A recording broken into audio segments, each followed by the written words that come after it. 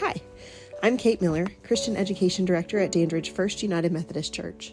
Welcome to Week 5 of our 2023 Fall Online Bible Study for our young adult group. This study is meant specifically for our young adults, those between high school graduation and their mid-30s, but we welcome viewers of all ages if you're interested in learning more about the Gospel of John. If you missed the first few videos in this series, I'll link them below in the description box so you can check them out. Comment below and give this video a thumbs up to let me know that you're watching and studying along too. In this week's video, we'll see Jesus' ministry begin to come to an end, at least his ministry here on earth. This week guides us to the prelude of Jesus' crucifixion and resurrection. Let's go to the scripture today, in John chapter 11, verses 1 through 57. A man named Lazarus was sick. He lived in Bethany with his sisters, Mary and Martha. This is the Mary who later poured the expensive perfume on the Lord's feet and wiped them with her hair. Her brother Lazarus was sick, so the two sisters sent a message to Jesus telling him, "Lord, your dear friend is very sick." But when Jesus heard about it, he said, "Lazarus' sickness will not end in death. No, it happened for the glory of God, so that the Son of God will receive glory from this." So although Jesus loved Martha, Mary, and Lazarus, he stayed where he was for the next 2 days. Finally, he said to his disciples, "Let's go back to Judea." But his disciples objected. "Rabbi," they said, "only a few days ago the people in Judea were trying to stone you. Are you going there again?" Jesus replied, "There are 12 hours of daylight every day. During the day, people can walk safely. They can see because they have the light of this world. But at night there is danger of stumbling because they have no light." Then he said, "Our friend Lazarus has fallen asleep, but now I will go and wake him up." The disciples said, "Lord, if he is sleeping, he'll get soon better." They thought Jesus meant Lazarus was simply sleeping, but Jesus meant Lazarus had died. So he told them plainly, "Lazarus is dead, and for your sakes I'm glad I wasn't there, for now you will really believe. Come, let's go see him." Thomas, nicknamed the Twin, said to his fellow disciples, "Let's go too and die with Jesus." When Jesus arrived at Bethany, he was told that Lazarus had already been in the grave for 4 days. Bethany was only a few miles down the road from Jerusalem, and many of the people had come to console Martha and Mary in their loss. When Martha got word that Jesus was coming, she went to meet him, but Mary stayed in the house. Martha said to Jesus, "Lord, if only you had been here, my brother would not have died. But even now I know that God will give you whatever you ask." Jesus told her, "Your brother will rise again." "Yes," Martha said, "he will rise when everyone else rises at the last day." Jesus told her, "I am the resurrection and the life. Anyone who believes in me will live even after dying. Everyone who lives in me and believes in me will never die. Do you believe this, Martha?"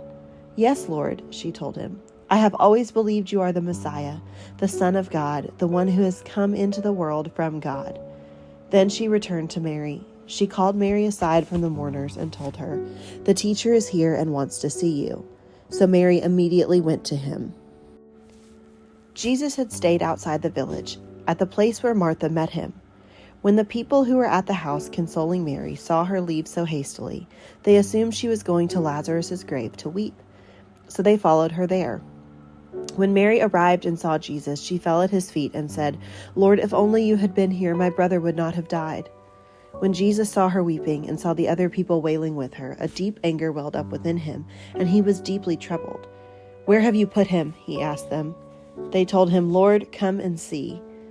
Then Jesus wept. The people who were standing nearby said, "See how much he loved him?" But some said, "This man healed a blind man. Couldn't he have kept Lazarus from dying?" Jesus was still angry as he arrived at the tomb, a cave with a stone rolled across its entrance. "Roll the stone aside," Jesus told them. But Martha, the dead man's sister, protested, "Lord, he has been dead for 4 days. The smell will be terrible." Jesus responded, "Didn't I tell you that you would see God's glory if you believe?" And so they rolled the stone aside. Then Jesus looked up to heaven and said, "Father, thank you for hearing me. You always hear me, but I said it out loud for the sake of all the people standing here, so that they will believe you sent me." And then Jesus shouted, "Lazarus, come out." And the dead man came out, his hands and feet bound in grave clothes, and his face wrapped in a headcloth. Jesus told them, "Unwrap him and let him go."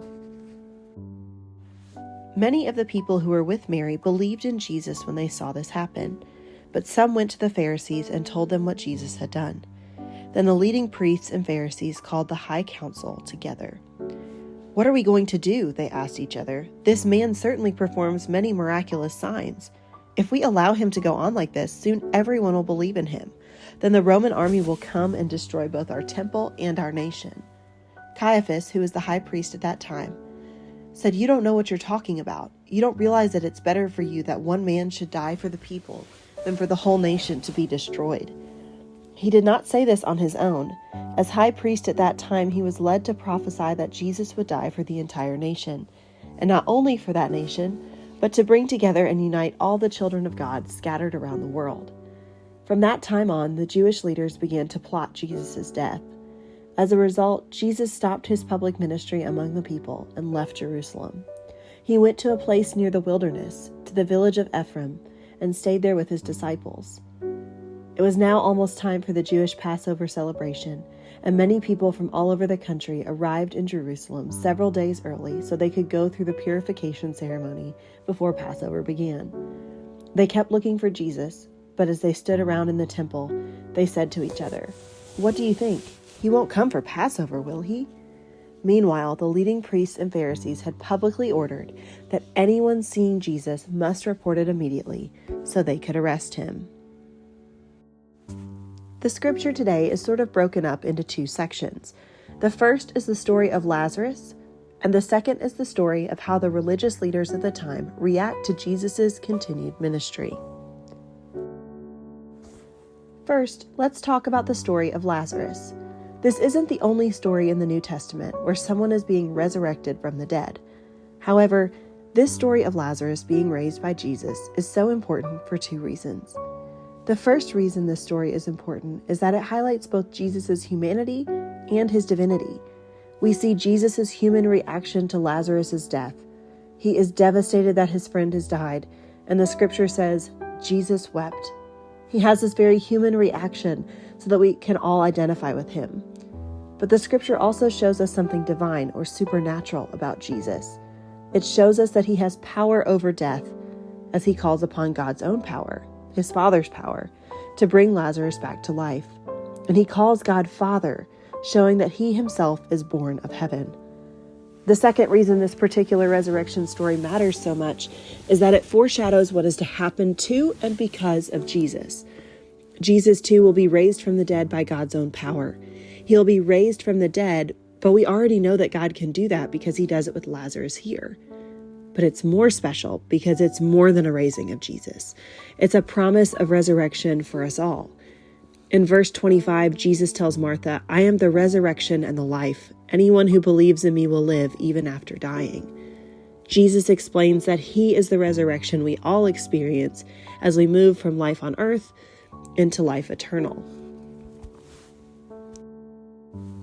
The second half of today's scripture reveals how the religious leaders of the time feel about Jesus.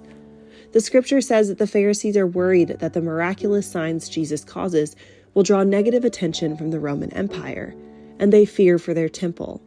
Their frustration with Jesus is motivated by fear and misunderstanding. This dialogue in verses 45 through 57 shows us that the ministry of Jesus is coming to an end, particularly when the final verse says that anyone who sees Jesus must report it so he can be arrested. In the final few weeks of our study, you'll read about the end of Jesus' earthly ministry, which begins here. Tune back in next week here on YouTube for our next video, and have a blessed day.